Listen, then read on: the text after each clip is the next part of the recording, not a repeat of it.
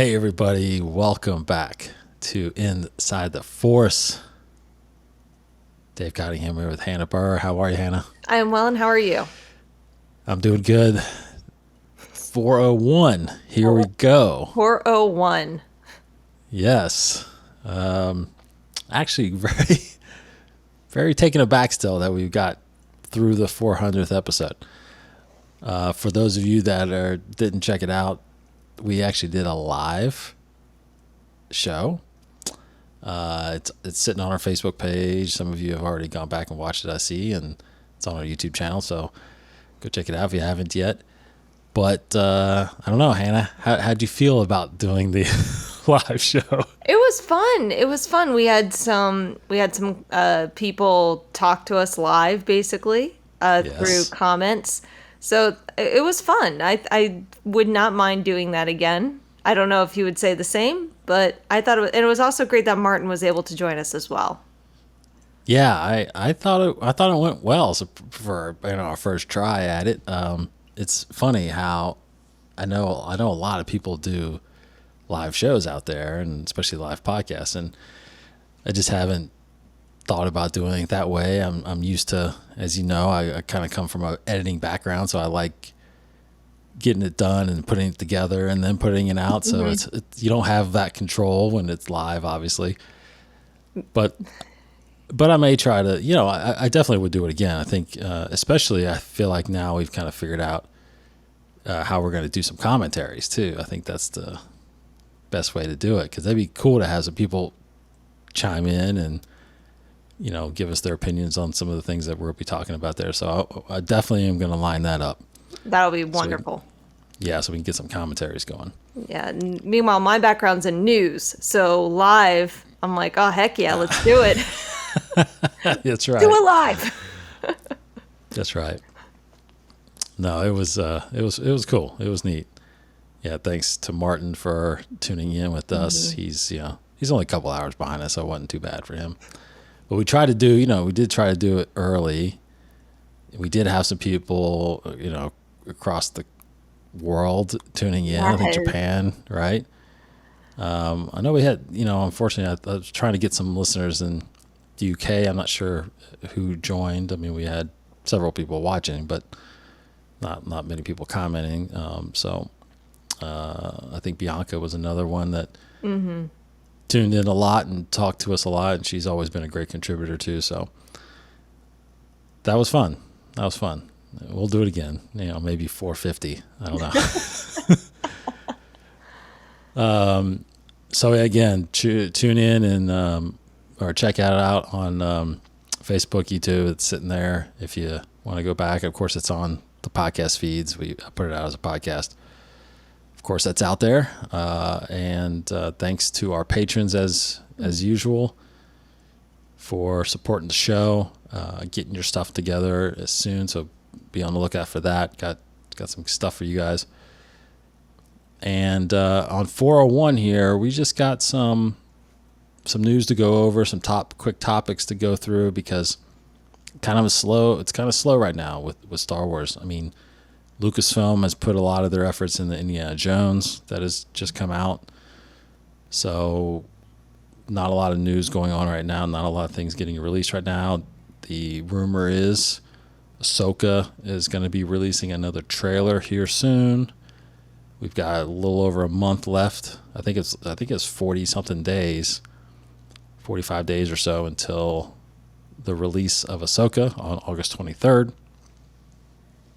So, that kind of leads into one thing I'm going to say is, I guess I've heard and read that the anticipation that the next trailer will come out during San Diego Comic-Con, which is really big in July.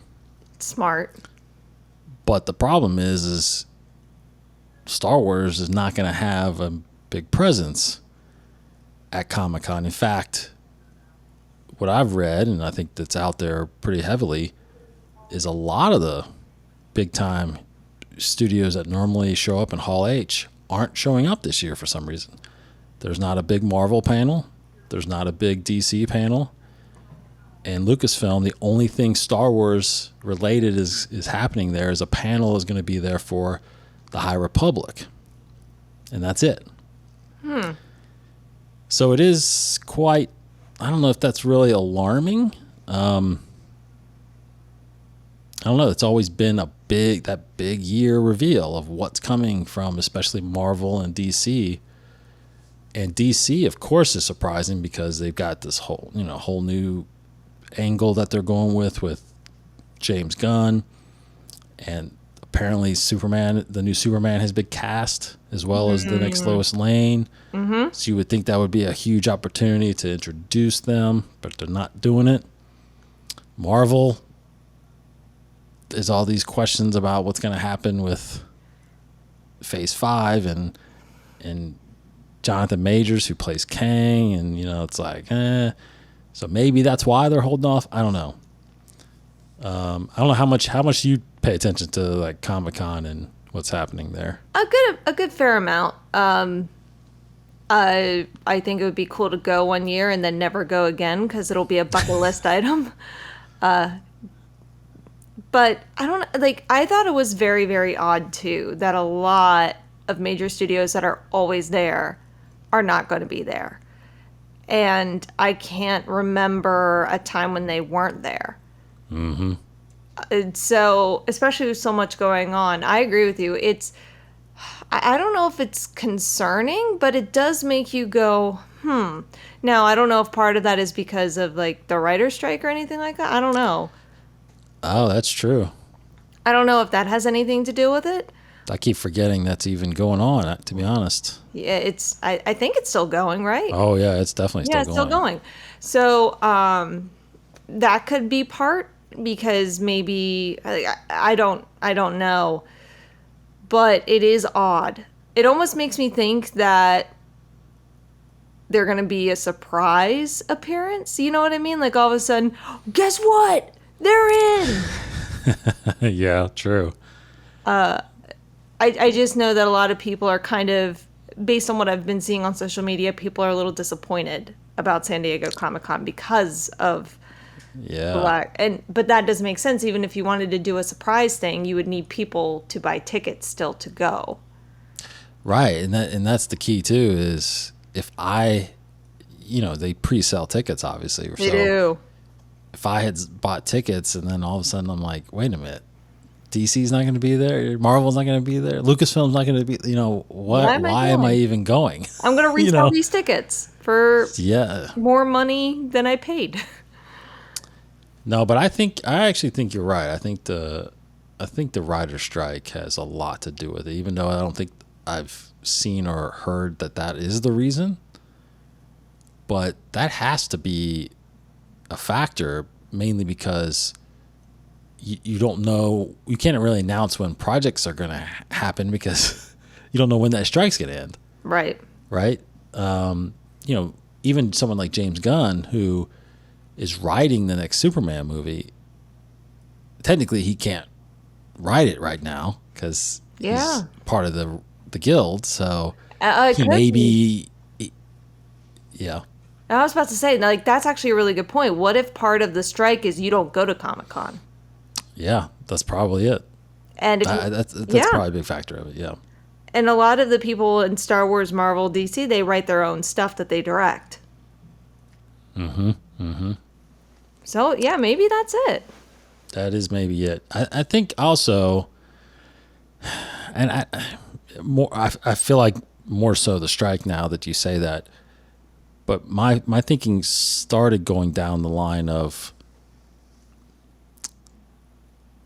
is possibly the marketing budgets, because I just read some articles recently about really how some of these big market movies that usually have done well in the box office aren't really doing that well right now. Oh. Like, of course, Flash obviously tanked. Indiana Jones doesn't look like it's doing all that great. The Marvel movies haven't really, Guardians did well. Mm-hmm. But I also read that the last 10, or no, it was 8. I think the last 8 Disney released movies They didn't do have well. lost almost $1 billion. Mm-hmm. So something unfortunately I feel like is happening at the box office.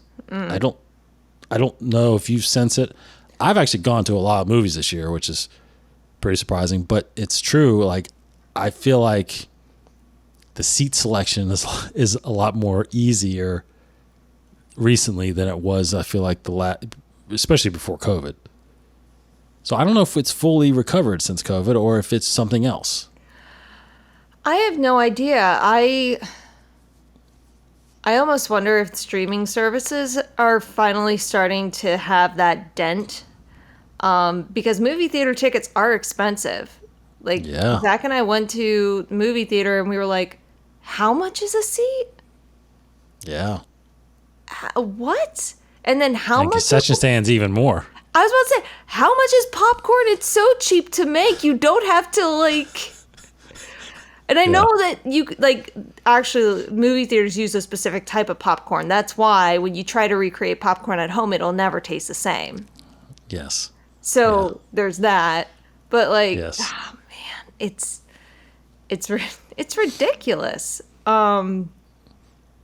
But yeah, movie theater. I wonder if it's the streaming services. I wonder if it's because they know, because people know I already pay X amount a month for this. There's no more hype to go see a movie. Like that's what I think it boils down to. There's no longer a hype to go see a movie. You know, before it was like, oh, you can go opening night. You know, you can get the midnight premiere, and now it's like, when's it going to be released on streaming? 3 weeks? Yeah, I can wait 3 weeks. Yeah. Yeah, I do think that could be a factor as well, and I think that's what I was thinking a little bit on the marketing side, because I feel like movies that they announce at Comic-Con or any of these cons, they're putting so much marketing dollars and marketing effort into, you know, initiating the hype for this thing. And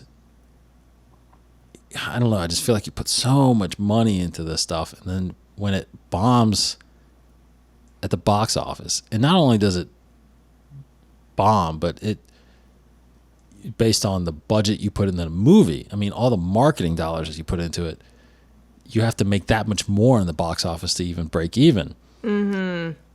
And if they're not doing it, I kind of feel like the shift could be that, like, kind of like you said with the streaming, almost, let's not push this thing as far out as it is. Let's wait until we're getting closer to really start marketing and not spend as much, because if it doesn't do that well in the box office, well, then we can hopefully make it up later on the streaming service. Well, do you think that there needs to be a new way to market people to go see it in theaters? Like, do you think that marketing strategy needs to change? Because, like, you know, it used to be like coming to theaters this date, but now they don't even have that. They just give a date. I have noticed more trailers though recently, and I would say only pretty much this year,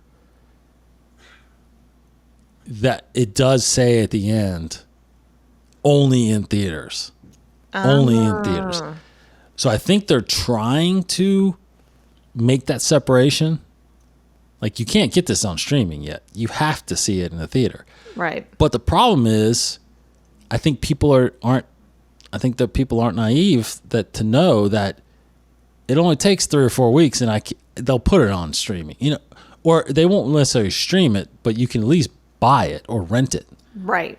Right? Which is the route I've actually gone on with a lot of movies, where I can wait a month and then I can just pay like $5 to rent it. Yeah, from Amazon. Exactly. Yeah. So I think the only, it's just my opinion, I don't know if anybody's obviously going to do it, but I feel like the only way you can truly get people back in the seats is to, unfortunately, extend that length of time that it actually hits theater, because you probably remember, it took 6 months for it to get on DVD. Yes. Or Blu-ray. So if you wanted to see it, you had to go to the theater. Mm-hmm. Or else you were waiting a long time. Oh, yeah. And I think people have gotten too comfortable. A month or just a month or two is too short. Is it that a lot of people will wait that long to save that money to watch it from their house? It seems like it in a way. And I completely agree with you. I think that's it. That's probably the best solution, is to go back to that 6 month, Yeah. waiting period. Or it could be that people just don't think these movies are any good either. That is true, because think about a lot of recent movies that come out. Granted, I haven't seen a lot, but none of them were like, that's my favorite movie, or that was incredible. Right. I've watched a few. I've been able to watch several movies that I wanted to catch up on the planes that I've flown work wise. But like, I'll go back a few months if I can recall real fast. Avatar, the new Avatar movie, it was good. Pretty much felt like the same as the first one. I watched movies like Creed 3 on the plane, which I really loved the first one. Really liked the second one. Third one was you do Marvel. Ant-Man was okay. Guardians was better. Did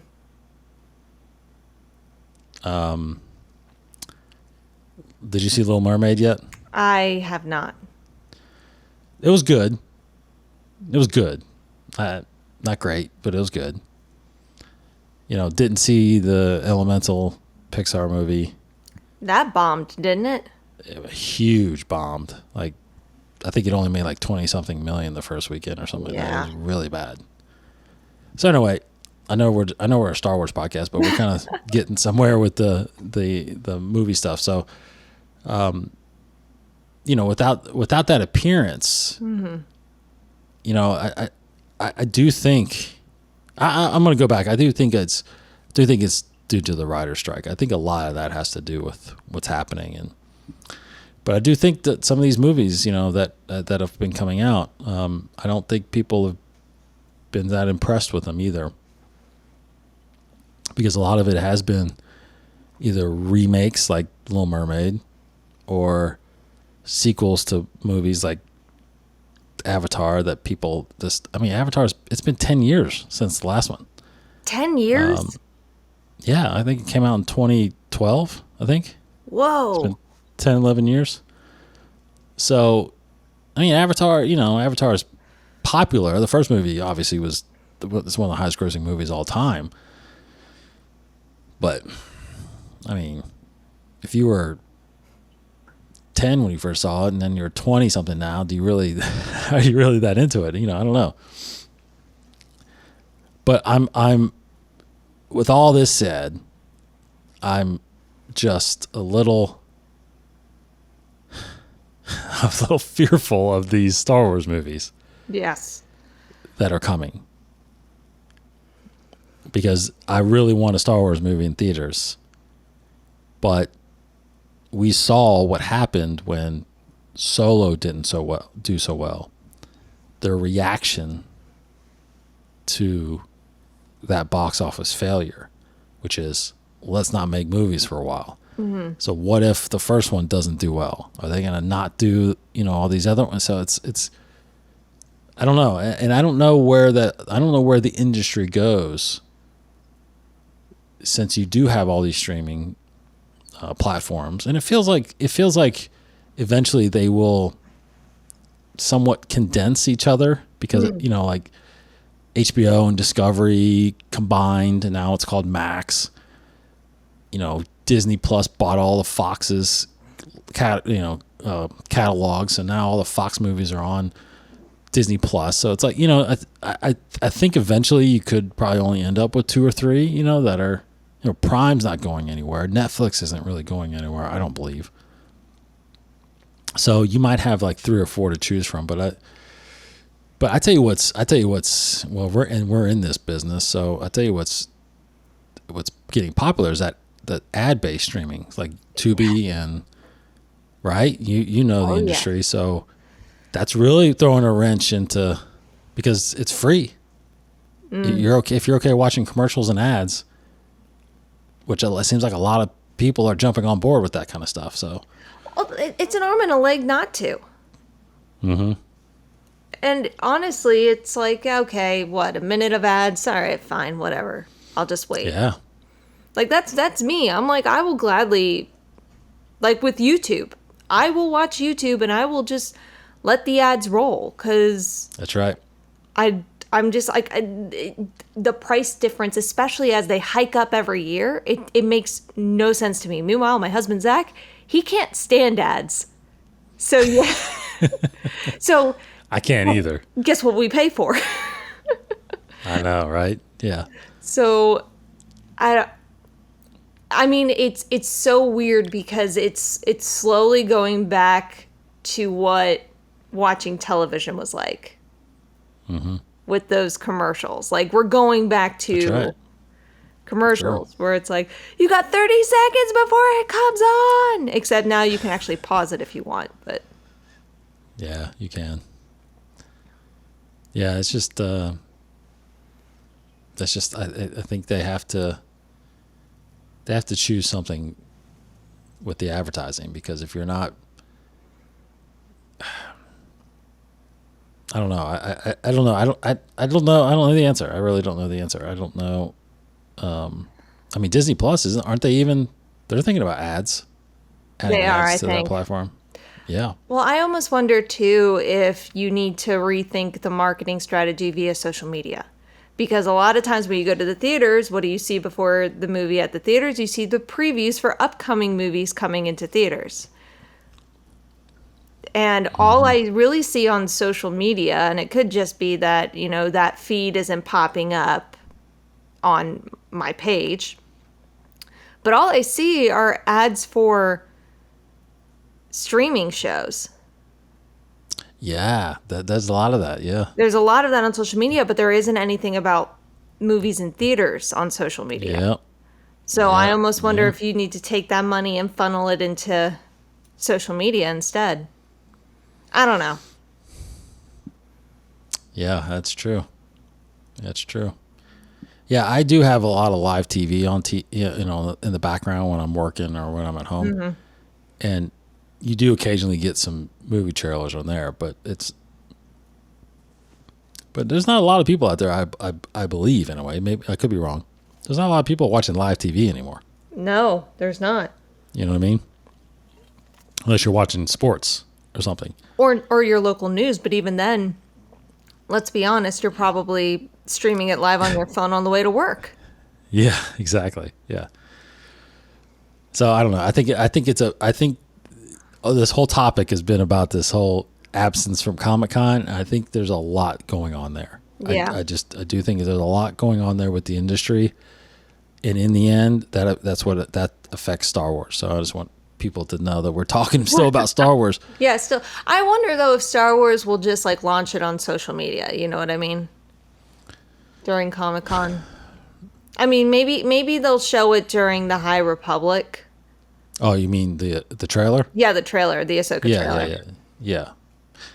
I think it'll probably just come out that week, like you said. Yeah, I think it's next weekend. I think it's next weekend. Oh, is it that soon?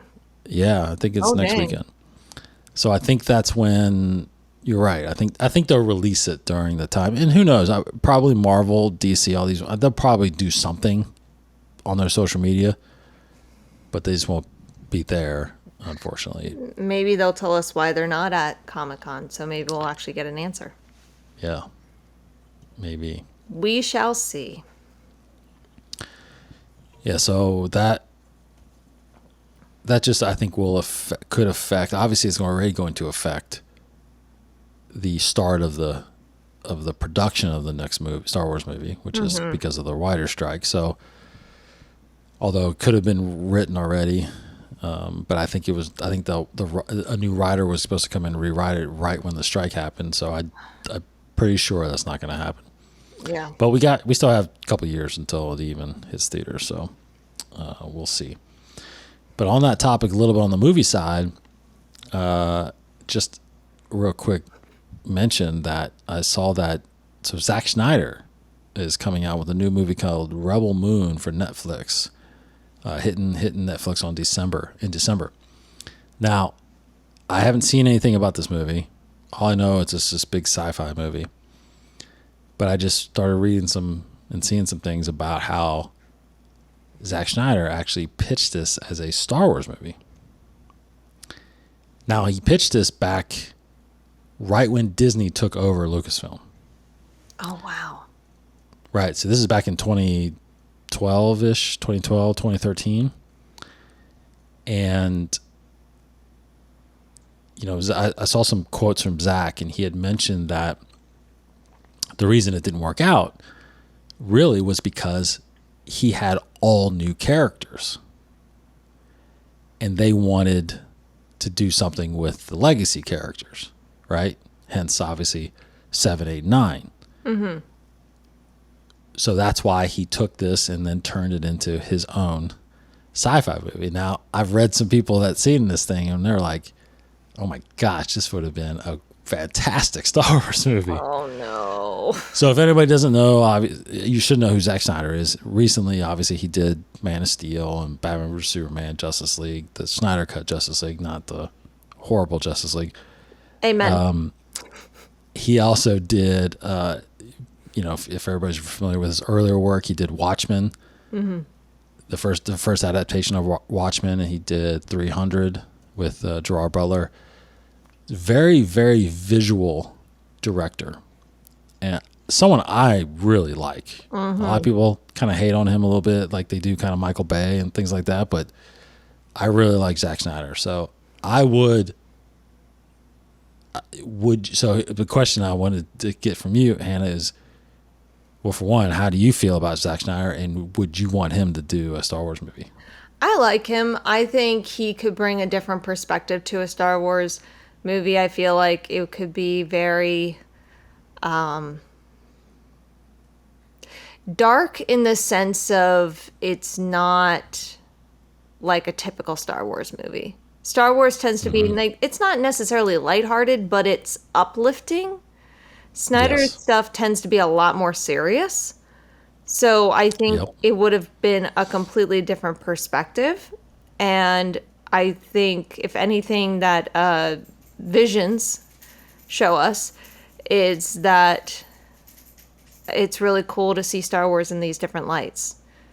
And Acolyte is supposed to be different too, because it's supposed to be like like a little bit of a thriller, little like mystery. Thriller mystery, yeah. And that's going to be different. So it would have been cool. Would have been cool to see a quote unquote darker side of Star Wars. So you know what Zack Snyder should do is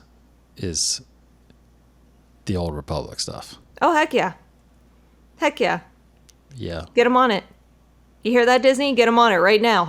Yeah, he would be. I know they were originally, well, at least it's rumored. I know that Benioff and Weiss, who did Game of Thrones, were somewhat tasked to do. They were working on Star Wars, and everybody rumored that it was the Old Republic.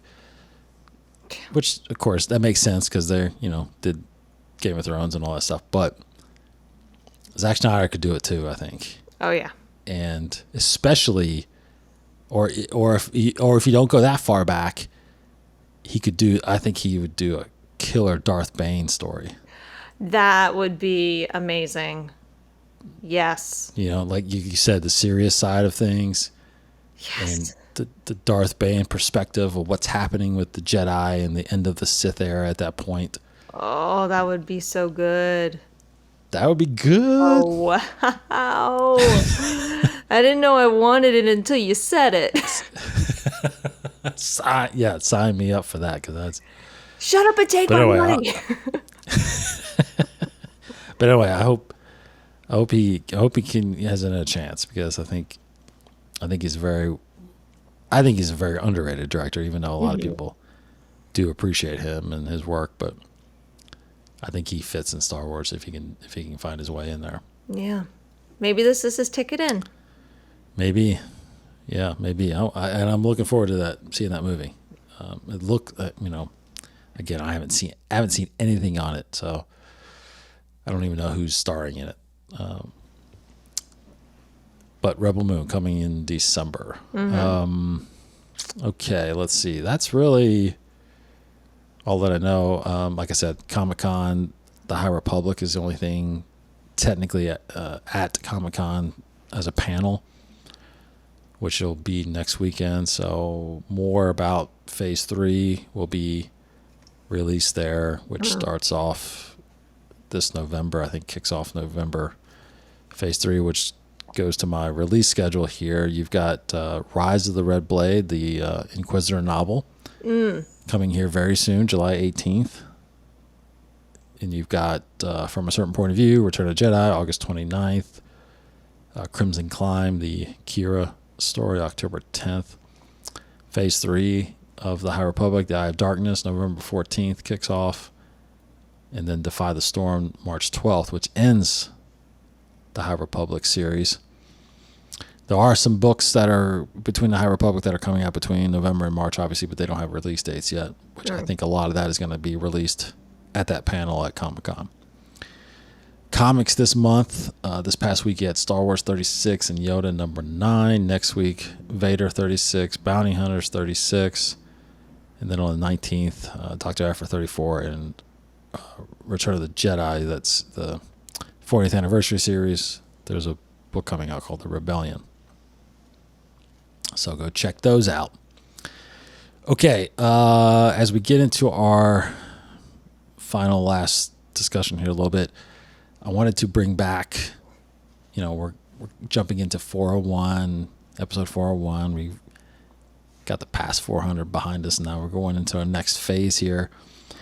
And I wanted to bring back something that me and Casey had started, I believe, when we first started the show, which is theming out the months in a sense. Basically, coming into these episodes knowing a little bit of, kind of centered around topics about a certain theme. So what we used to do was we would say have a Rebel Alliance month, and we would then talk about certain people or a little bit about the rebellion itself and how it gets started. That was when we were doing a lot of profiles, on planets and characters and creatures. So maybe we talk about, one week we talk about Bail Organa, and then next week we talk about Mon Mothma and things like that. So I want to kind of get into a little themed month, and it kind of helps too, if there's some downtime like there is kind of right now. So as we bring this back, and Inside the Force is kind of built around the ideals of the Jedi, we'll do a kind of a Jedi Order month for the month of July, which will lead really into the setup for next month in August, which will be kind of an Ahsoka month because Ahsoka's coming out. So we'll hit a lot of stuff about Ahsoka next month. But the Jedi Order, we'll kind of I'll find some topics that we'll talk about this month that center around the Jedi Order and lead into kind of the Ahsoka discussion, because I didn't want to do Ahsoka now because we got some time still, but how do we get there? I kind of want to connect these a little bit. So all right, so Hannah, the Jedi Order. Couple things just to maybe start off, curious your thoughts on. We've seen the Order now. We've seen them very almost extinct, where only Yoda and Obi-Wan are left. We go back to see their fall in the prequels, and we see them not get returned in the sequel trilogy, but finally, I guess over take the Sith, and now we're going to see what happens with Rey. But then we also have a glimpse of them now in the High Republic, which is the height of the Order in a sense, and kind of starting to see their downfall, right? A little bit. So we've seen a lot of them now because, a few years ago we didn't really have that much data on, and that much experience on the Order. So kind of your experience and what you've read, what you have seen. I guess my first thing is how flawless are they, or are they flawless? I feel like some of the reaction of people in the Star Wars universe, the Jedi are kind of this all-aspiring group that are special, and you have to be really unique to be a part of that. And everybody kind of looks at them as, peacekeepers and people that are always kind of in the right. But just what you've seen is I don't know if that's even a fair question to say, but how flawless actually are the Jedi? They're not flawless. Like, no. They are. Like, the thing is, I feel like it came from a place of good intentions, but I don't know. Just the idea itself about how you have to be separate from your emotions. You have to separate your emotions. You can't have anything that tethers you down. I'm like, well, then what gives you hope? What gives you passion? What are you fighting for then if you don't care about anything? True. Just to me, it's a setup for failure. I'm sure something triggered the reason why. Like, I think for me, that's like the number one problem I have with them is that and maybe it's like because growing up, my parents weren't really like this, but I had a lot of friends whose parents were like, don't talk about your emotions, just be subdued, like subdue them, don't talk about them, whatever. And now it's like, mental health is a very popular topic of conversation. And growing up watching the sequels of Star Wars, it was like, oh, this is a familiar story about. Like, so I don't know. I think they're definitely not flawless, and I'm sure that whole setup came from good intentions, as I said. But ultimately, I think it caused more harm than good. I'm not even referring to Darth Vader. I mean, we even get a moment in the final season of the Clone Wars where one of the girls that Ahsoka was with, she was like, our parents died, and a Jedi looked at us and said, like as the Force would have it or something like that. And they're like, are you kidding me? Like, no emotion, no compassion, no sympathy. Like, that's damaged. And that makes the Jedi look really bad. So, I like that's my take on it. What's your take? Well, yeah, there's some good points there. I think, it's tough because obviously my favorite character is Yoda, if people don't know that yet after 400 episodes. And I always go back to when we first see Yoda, which is The Empire Strikes Back. And when he's trying to teach Luke, there's a couple lessons in there that are really good, obviously, that stand out. One, obviously, is the do or do not. There is no try, meaning, you can always try, but you either do it or you don't. And you have to believe that you can do it. You can't just do it. You have to truly believe. And that's what Luke fails at that point. But, and of course he's teaching him the Force, about the essence that's the energy that's in between everything, and how you have to feel it to understand it. to be able to listen to it and then command it, right? That's where the Jedi get its power. But, he didn't really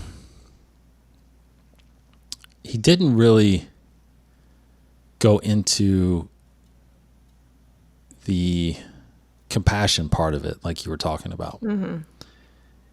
You don't really get into that until Return of the Jedi, when Luke is torn between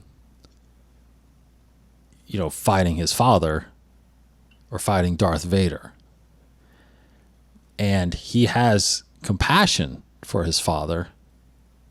He wants to save him. But, I always found that fascinating but in order to bring, peace back to the galaxy, you have to kill him. He cannot survive. In order to become the Jedi you want to be, you have to kill him.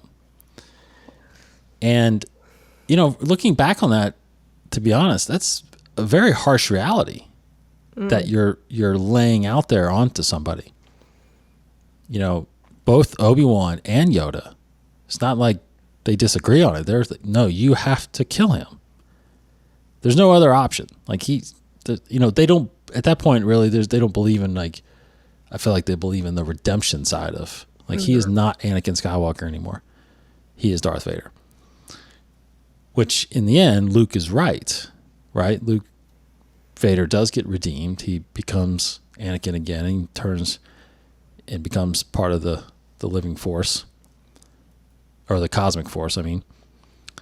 But it's not until we go back to the prequels, and I love that scene between Yoda and Anakin, episode 3, when he says, you have to learn to let go of everything you fear to lose. So to me, that's the flaw of it, because I understand it. I understand that in order to, like, kind of like we were saying, in order to not have the bias of emotion involved in your decision making, that's what I think Yoda is trying to say, is that you have a job to do. We have a job to do as an order, Jedi Order. And as soon as you bring love, sympathy, compassion into the decision making, you tend to probably not make decisions based on the best decision for the situation. You tend to start thinking with your heart instead of your head, right? And he also says, in the whole, like, mourn them, do not miss them, do not, for they are with the Force now. Be happy that they're with the Force now. So he's saying you can't, but that's the thing. It's so difficult to say, okay, I'm going to let that person die because it's for the best. But when compassion and love comes into it, that's where I think the flaw of the Jedi happens, because people are people, and it's so difficult to have that discipline to be able to do that. Now, I feel like Yoda and maybe Obi-Wan, maybe Mace, maybe they're the only ones I feel like that maybe have accomplished that. I don't think Obi-Wan did. Like, I think he did eventually, but I mean, it's pretty clear he's very emotional when he fights Vader in Revenge of the Sith. And in the novelization, like, he's on the defense the entire time. And then when he realizes that Anakin is gone, like, it's a hard moment for him, but he goes on the offense. And, starts doing what he has to do. So maybe he does accomplish it. I don't know. Yeah, I think there's a line there. I think he has love and compassion for Anakin. There's no doubt about that. Mm-hmm.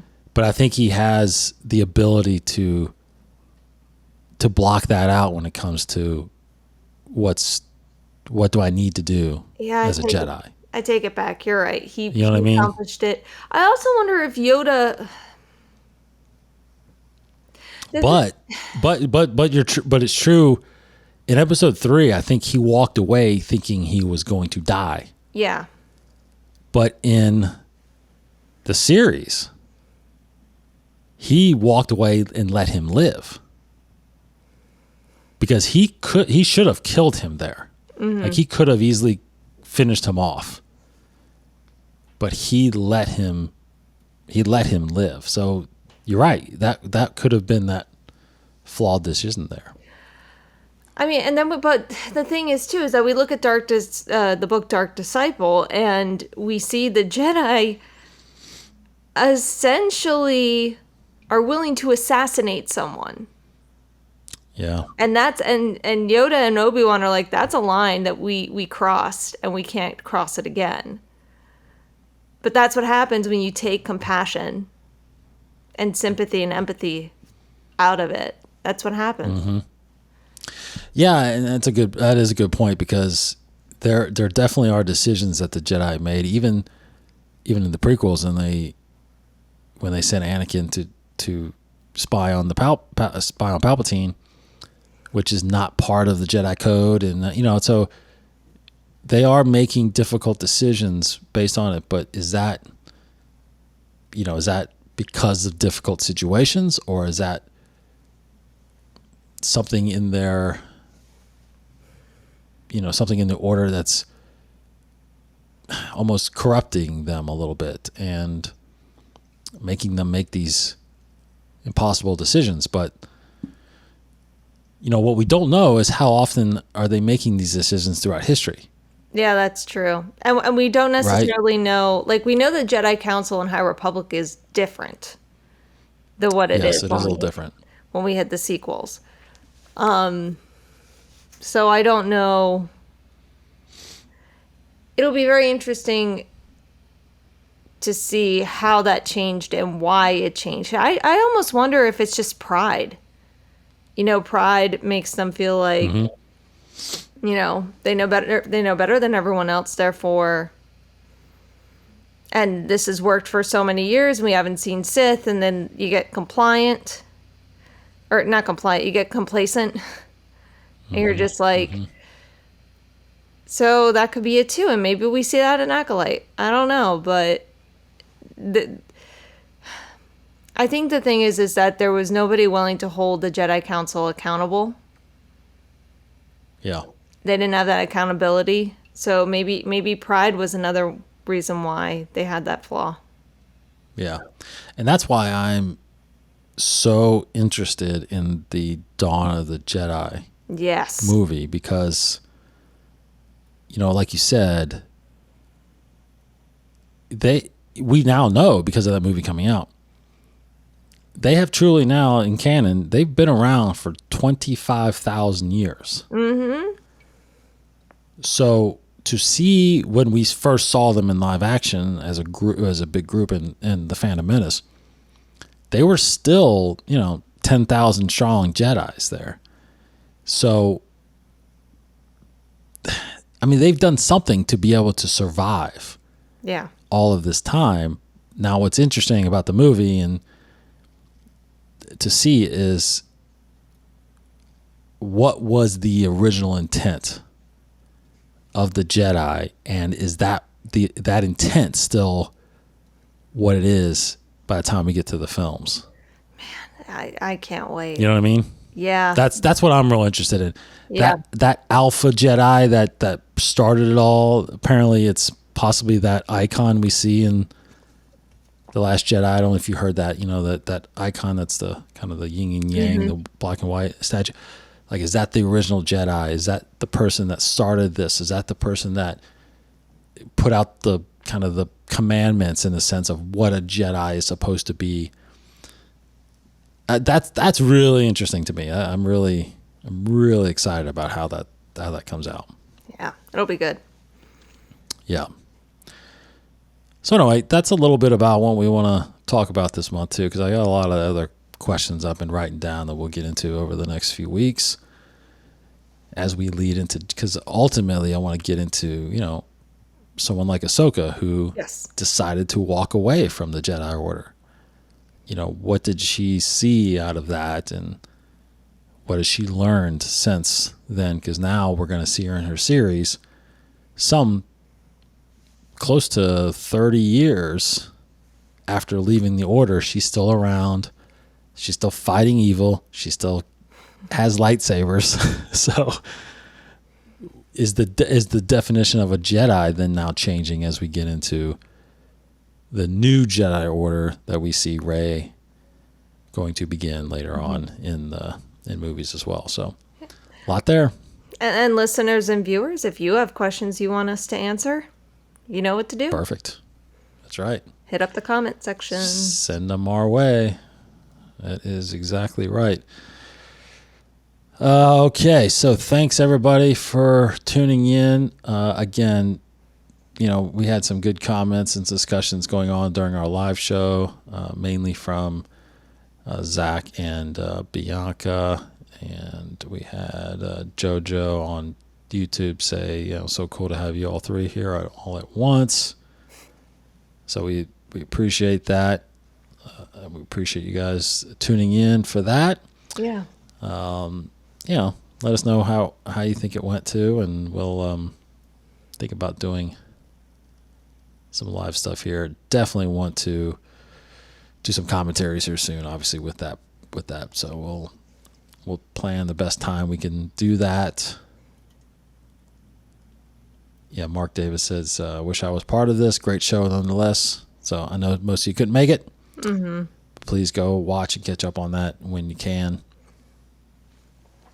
Yeah, I don't know. Commentary, we'd have to, that's like a 2.5 hour.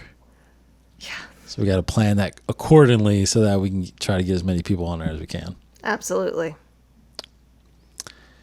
Okay, everybody. Thanks for tuning in. Hope everybody's having a good summer so far. It's July. It's already half the year's already over. Sheesh. Yeah. What do you got? When's your next Disney trip?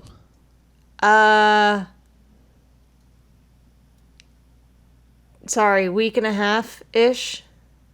Oh, really? Well, we have a shoot coming up in Florida, so while I'm down there, I'm gonna swing by. That's right. Visit my sister. Hit up Disney Springs. Nice. Okay. Nice. You? We actually we have a trip planned in October. Yes. But then I just found out today that my daughter, who is a big gymnast, she's level 4. She's only 9, but she's level 4. She has a meet at Disney in January. Yeah. That will be amazing. The whole ESPN Wide World of Sports thing, Yeah, so we're going back down in January for that anyway. So that'll be fun. That'll be good. I know. That'd be good. Thanks, everybody. Take care. We will see you next week. Thank you so much, Hannah. Thank you, Dave. Take care, everybody. Hit us up with those comments. Let us know what you think about the Jedi Order, and we will be back to talk all things Star Wars next week. Take care. Have a good weekend. May the Force be with you.